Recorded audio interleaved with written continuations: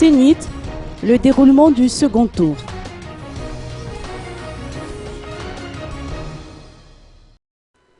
La Sénit se prépare déjà pour les législatives du 20 décembre prochain.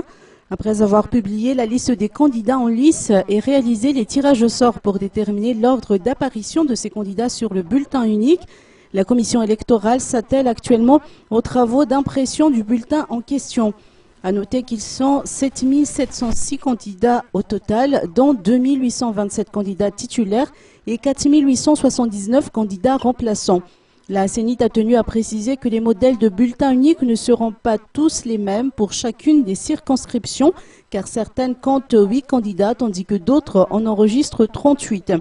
D'après les précisions apportées par le porte-parole de la Sénit, Fanra Koudnjazak, ils vont utiliser un format A4 et A3 en fonction du nombre de candidats inscrits.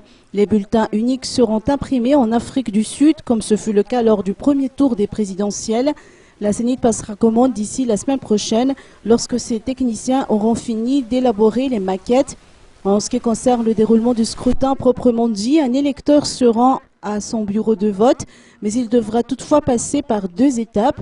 En résumé, chaque électeur devra élire un président de la République et un député, au terme de quoi il devra signer sur 2 listes différentes, l'une pour les présidentielles, l'autre pour les législatives.